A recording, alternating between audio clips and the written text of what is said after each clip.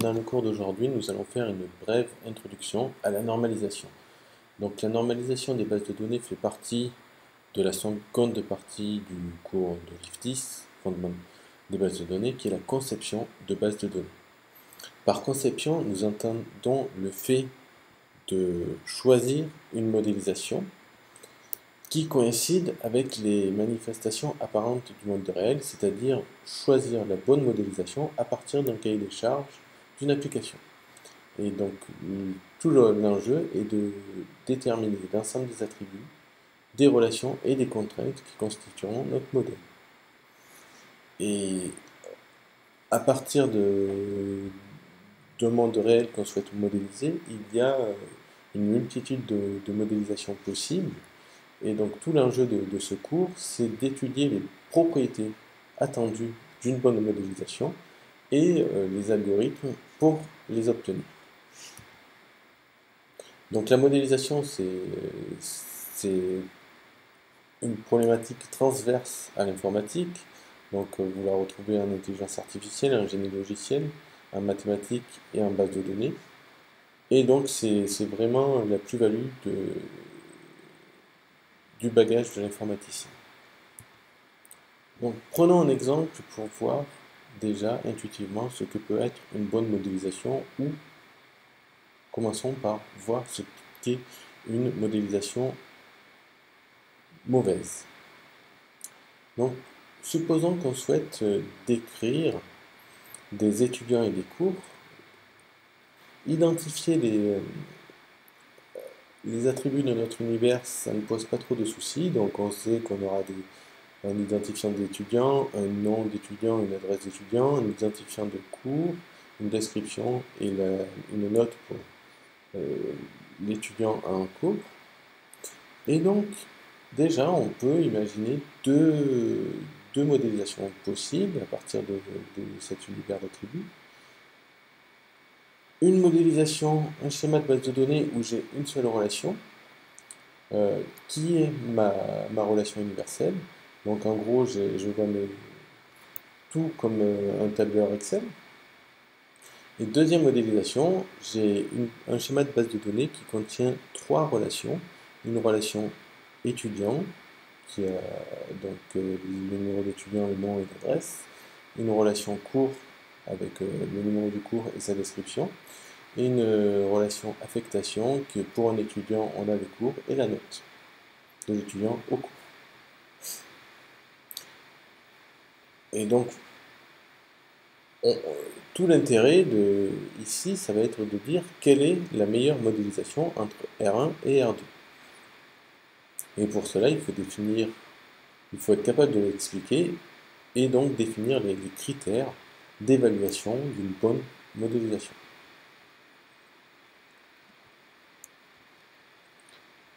Donc, peuplons notre relation universelle, donc R1, et regardons quel problème se pose. Donc ici, je suis obligé à chaque fois de mettre un tuple va contenir un identifiant de un étudiant, son nom, son adresse, l'identifiant du cours, sa description et une note de l'étudiant en ce cours. Donc vous voyez d'ores et déjà qu'on a de la redondance. En effet, pour le cours F234, je stocke plusieurs fois le fait que ça correspond à la description philo 1. De la même façon, pour l'étudiant 124, je stocke dans deux tubes le fait qu'il s'appelle Jean et qu'il habite à Paris. Donc, vous allez me dire que de l'information redondante, aujourd'hui, ce n'est plus très grave dans la mesure où le prix du gigaoctet est très faible par rapport à avant. Mais on va voir que la redondance est source de nombreux problèmes dans les bases de données. Deuxième problème qui va apparaître sur cette modélisation, c'est des anomalies de modification. En effet, si je veux modifier une valeur sur une ligne, cette modification doit être propagée aussi sur d'autres tubes de ma base. Sinon, je vais être dans un état incohérent. Par exemple, si je veux modifier sur le premier tube l'adresse de Jean, ne plus mettre qu'il habite à Paris, mais dans une autre ville, alors il ne faut pas oublier de le propager sur l'autre tube, ici. Donc, si cette modification porte sur un seul tube et n'est pas propagée aux autres tubes, alors on va mettre notre base de données dans un état incohérent.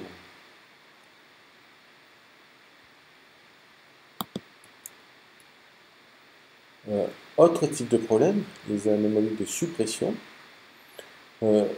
Certaines informations dépendent de l'existence d'autres informations. Et donc, si ces autres informations disparaissent, mon information disparaît aussi. Notons par exemple ici que notre cours CS24, qui correspond à la BD1, apparaît uniquement sur le dernier tube, qui correspond à l'étudiant 789, Paul, qui habite à Marseille. Et donc, toutes ces informations CS24 qui correspond au cours BD1, elles dépendent de l'existence de l'inscription de Paul. Et donc, si je supprime Paul de ma base de données, je vais aussi, par effet de bord, perdre toutes mes informations relatives au cours CS24. Donc, on appelle cela une anomalie de suppression. Autre problème, les anomalies d'insertion. Maintenant, l'ajout d'un tube peut aussi poser des soucis, notamment si on veut ajouter un nouvel étudiant ici sans qu'il soit encore inscrit à un lieu et donc qu'il n'ait de notes, on va être obligé de l'ajouter avec des valeurs manquantes. Et donc par exemple, si je veux ajouter des étudiants ébaristes qui habitent à Vienna, je pourrais uniquement ajouter un tube contenant son identifiant d'étudiant, son nom et son adresse, mais je serais incapable de rajouter pour l'instant un numéro de cours, une description ou une note. Donc, à moins de mettre des valeurs nulles, ici, je ne peux pas rajouter de tube. Donc, nous avons fait l'inventaire de toutes les anomalies possibles. Maintenant, on va essayer de formaliser ça et notamment de voir quels sont les moyens d'éviter ces différentes anomalies et redondances. Et cela va passer par l'étude de ce que nous avons vu précédemment, les dépendances fonctionnelles et d'autres types de contraintes que sont les dépendances multi-évaluées et de jointure. Donc juste quelques définitions pour fixer le vocabulaire, c'est les rappels. Donc reprenons un peu plus formellement ce que sont les anomalies de mise à jour et les redondances. Une anomalie de mise à jour a lieu lorsqu'à la suite d'une modification de la base, vous avez des contraintes sémantiques qui étaient valides, qui se retrouvent violées. Bien entendu, au sein de votre SGBD, c'est possible de vérifier de nombreuses contraintes, soit via une implémentation via des blocs PLSQL de trigger, soit si vos anomalies dépendaient de clés, donc on peut vérifier de différentes façons. Or, c'est relativement coûteux de mettre de nombreux triggers sur votre SGBD, et donc il y a un compromis qui est fait, c'est le SGBD va vérifier uniquement et de façon très efficace des dépendances de clés et des contraintes d'intégrité avec des clés étrangères. Donc ça, c'est très facile à vérifier pour un SGBD puisque on a des index sur les clés et donc là, on est assez performant à ce niveau-là. Après, les autres vérifications avec des blocs PLSQL et tout peuvent dégrader les performances de votre SGBD. Et donc, ce compromis va faire l'hypothèse donc que le concepteur n'implémente que les clés et les clés étrangères. Et le LGBD va prendre en charge ces contraintes-là. Et donc par rapport à ce compromis, on peut définir la notion de mise à jour. Une mise à jour va toujours respecter ces clés, puisque, comme vous l'avez vu en TP, au sein d'une transaction, une transaction, ça va être un bloc d'instruction, où avant la transaction, la base est dans un état cohérent. Pendant la transaction, elle peut être dans un état incohérent, mais à la fin de la transaction, la base est toujours dans un état cohérent. Donc soit il y a eu un commit, soit il y a eu un rollback, mais on sera toujours dans un état cohérent. Et donc on part du principe ici que toutes les mises à jour respectent les contraintes de clés et de clés étrangères. Donc ainsi, une anomalie de mise à jour peut être définie de la façon suivante. Une relation R a une anomalie de mise à jour par rapport à F si votre relation vérifie votre ensemble de contraintes et qu'il est possible d'insérer un tuple T tel que R union T vérifie toujours vos clés de F, mais R union T va violer certaines dépendances fonctionnelles de votre ensemble F.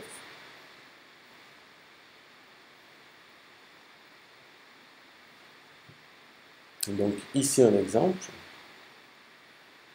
où j'ai un schéma étudiant donc avec l'identifiant, le nom, ville, code postal et département, et j'ai un ensemble de dépendances fonctionnelles où l'identifiant définit le nom, la ville et le code postal, et la ville définit et le code postal définit le département.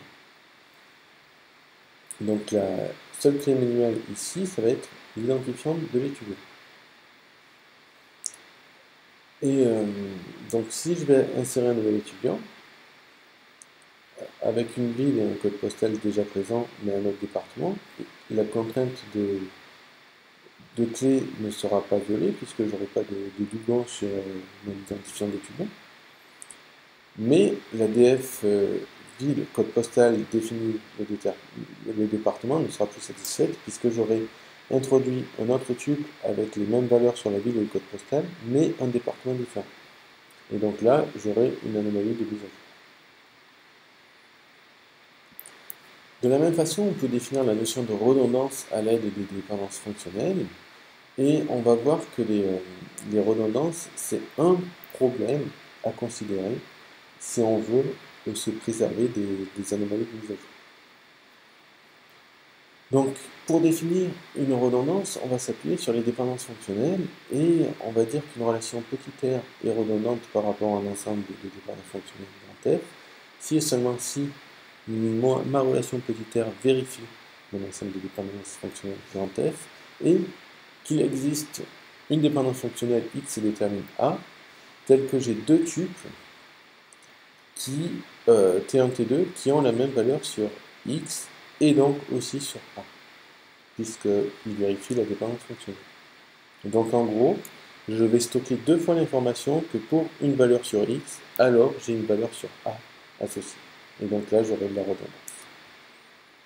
Donc si on reprend l'exemple avec notre relation universelle,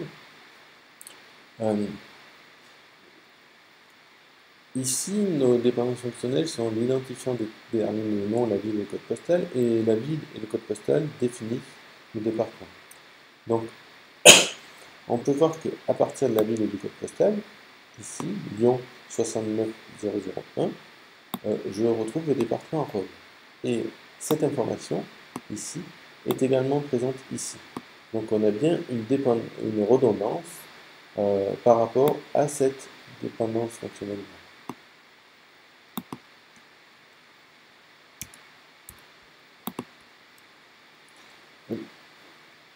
Donc tout l'enjeu pour concevoir un bon schéma et tout, ça va être de concevoir un schéma,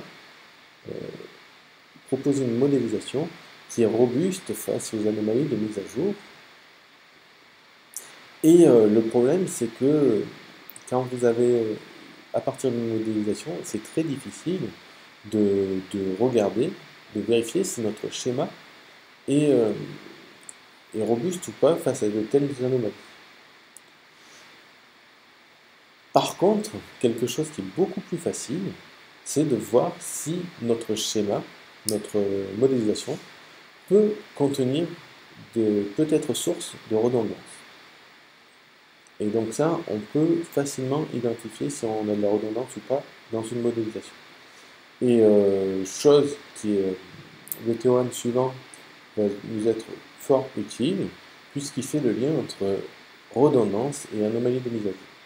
En effet, il y a équivalence entre le fait qu'un schéma a une anomalie de mise à jour par rapport à un ensemble de dépendances et il existe une relation petit r sur notre schéma grand R qui est redondante par rapport à f. Donc tout l'enjeu de la normalisation va donc d'identifier des redondances et de les éliminer pour du coup être de plus en plus robuste face aux anomalies de mise à jour.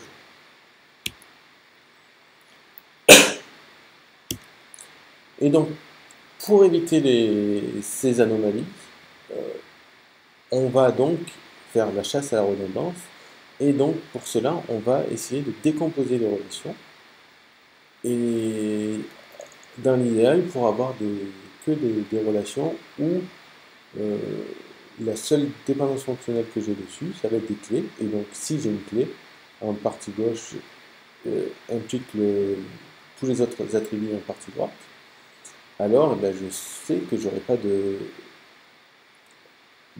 redondance. Et donc on va essayer de décomposer comme ça nos relations le plus possible pour éviter ces redondances. Après, le risque et la principale difficulté dans ces décompositions, c'est qu'il faut ne pas oublier que après je vais faire des requêtes sur ces relations et il faut être capable de reconstruire l'information. Et donc, via des jointures, être sûr de ne pas perdre l'information. Donc, tout l'enjeu ici va être de faire des décompositions tout en n'engendrant aucune perte d'information. Donc, on dira qu'on a une perte de jointure sur un schéma de relation si la décomposition en plusieurs relations on ne permet pas de retrouver notre relation initiale. Par contre, si je suis capable, en faisant des jointures de mes grands RI, de retrouver ma relation, alors je n'ai pas de perte de jointure. Et donc pas de perte d'information. Donc par exemple ici, si on prend notre schéma étudiant, donc avec l'identifiant, le nom, la ville, le code postal et le département, on peut être tenté de la décomposer en deux relations avec d'un côté le nom, nom d'un côté ville et l'identifiant de l'étudiant et le nom de l'étudiant d'un côté, et la ville et le code postal et le département de l'autre. Mais là, on peut voir que ça va être difficile de reconstituer notre relation universelle par jointure, puisque là, ici, on n'a aucun attribut de jointure, par exemple, aucun attribut commun pour faire notre jointure. Autre source de perte d'information, c'est la perte de dépendance fonctionnelle. En effet, quand je vais décomposer mes relations, je peux couper des dépendances fonctionnelles et potentiellement perdre de la sémantique. Et donc pour cela, on va définir la notion de projection de l'ensemble des dépendances fonctionnelles sur un ensemble d'attributs. Et donc en gros, ça correspondra à toutes les dépendances fonctionnelles x et détermine y, où x détermine y appartient à la fermeture de f, de mon ensemble de dépendances fonctionnelles, et que X et Y sont inclus dans mon S, donc dans les attributs de mes projections. Et donc, de la même façon, je peux faire reconstituer mes dépendances sur mon schéma de base de données en faisant l'union des projections sur chacune des relations.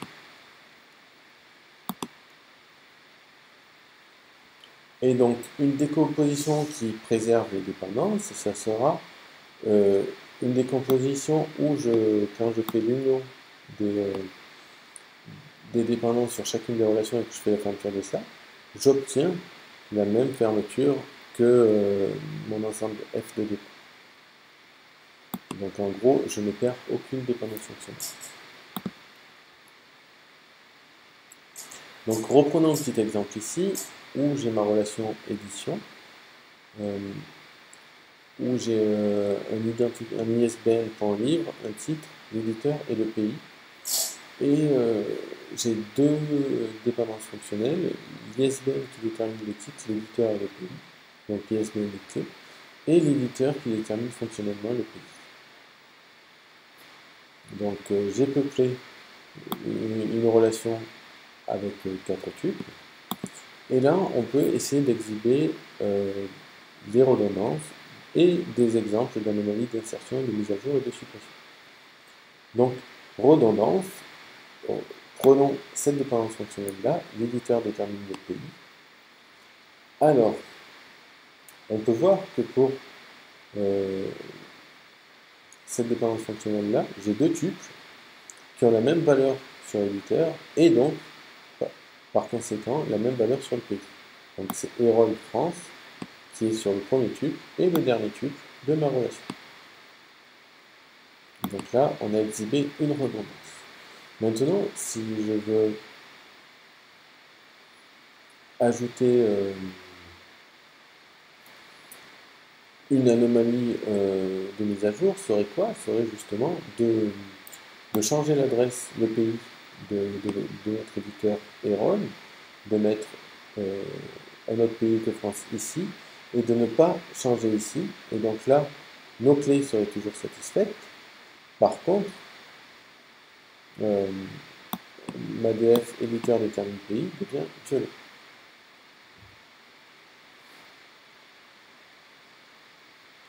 Et de la même façon, une anomalie de suppression ici serait, si on regarde ce tuple-là, l'éditeur Edison Wesley qui est associé au pays USA.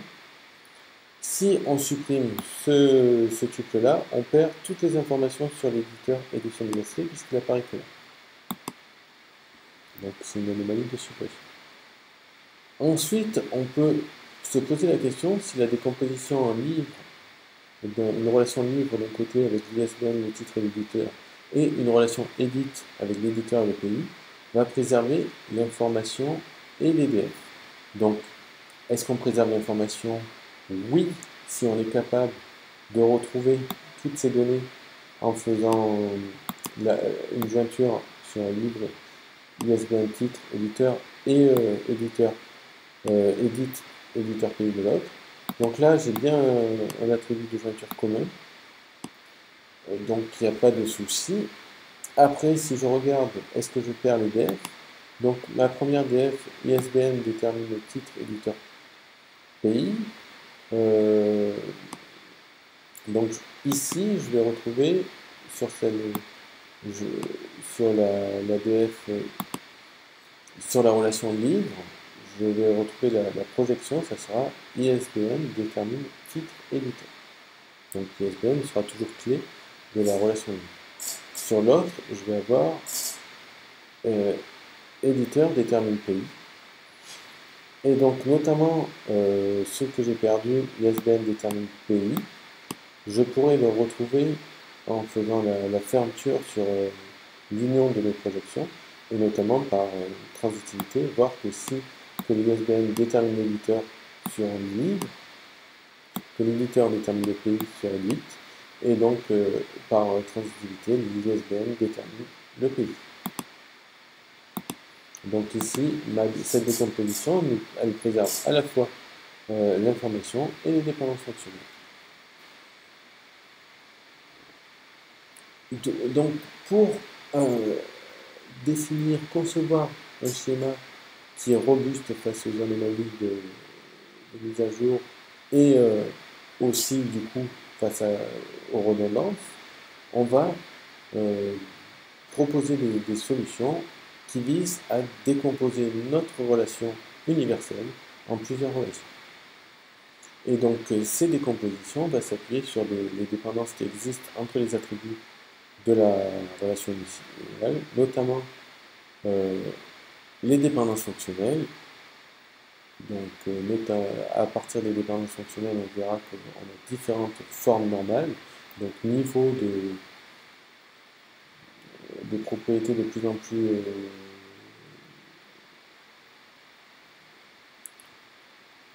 sophistiquées pour nos schémas.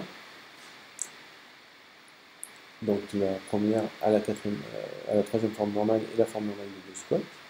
Mais on a aussi des décompositions qui vont s'appuyer sur d'autres types de dépendances, que sont les dépendances multi-évaluées que nous allons voir dans un des prochains cours.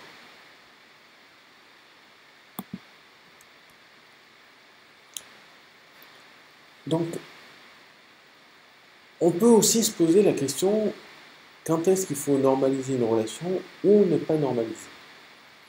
Donc, en effet, concevoir un schéma robuste face aux anomalies d'insertion, de mise à jour, ça peut être coûteux et des fois le jeu ne vaut pas nécessairement la chandelle. En effet, par exemple, il ne faut pas oublier que si on fait plusieurs décompositions,